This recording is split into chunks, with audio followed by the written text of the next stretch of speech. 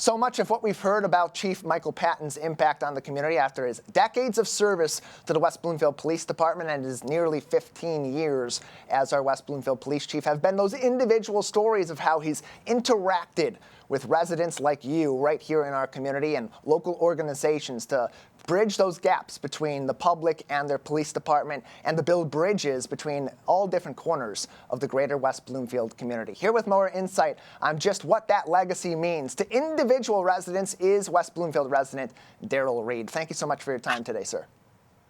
Good morning. It's a pleasure being with you and on Splash again.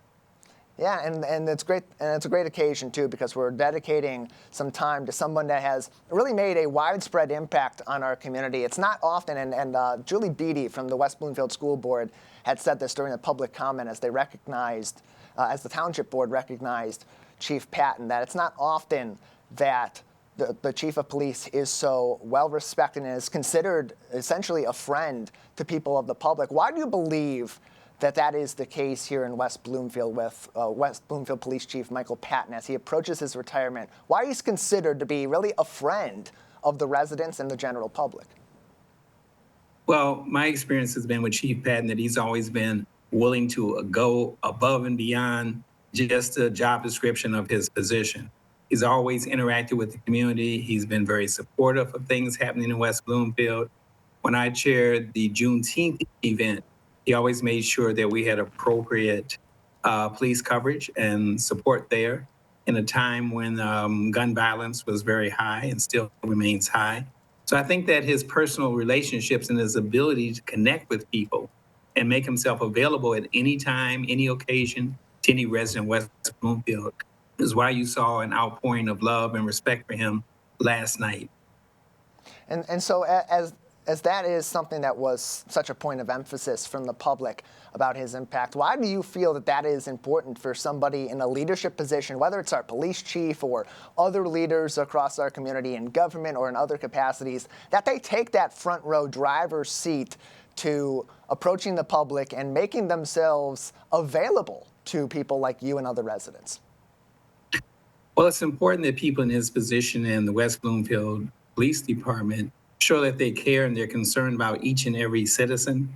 West Bloomfield is a very diverse and culturally diverse city with religiously, ethnically, racially, spiritually, and to show that you care for each citizen is very important. And he has done that throughout his service to West Bloomfield. So I think that's one of the reasons that he's very well respected.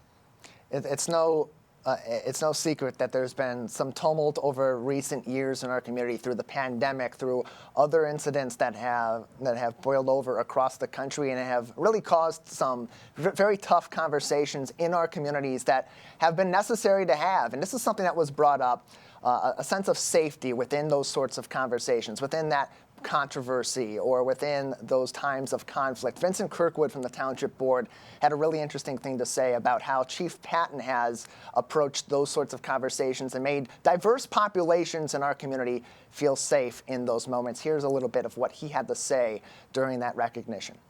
I want to kind of talk about the culture of the law enforcement within West Bloomfield. And I'm looking at all of the officers here today.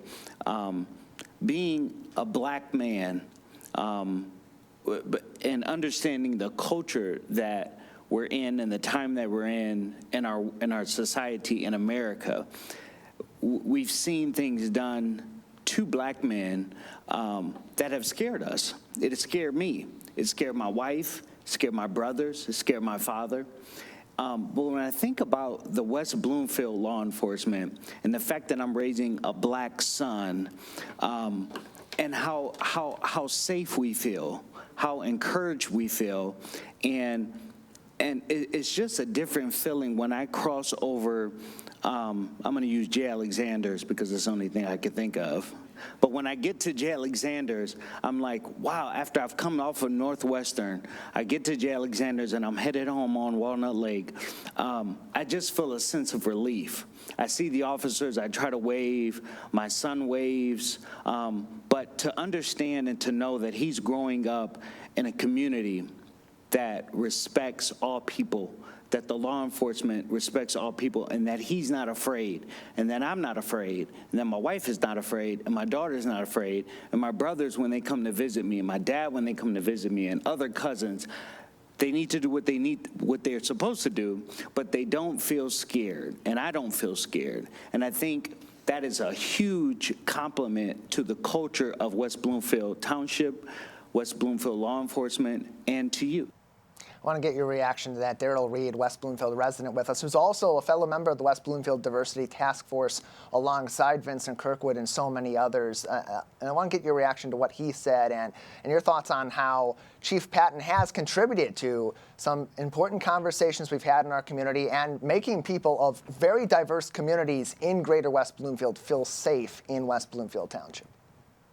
Well, Vincent is absolutely correct, but I had a personal incident myself when I was shopping at the Ace hardware store on Walnut Lake.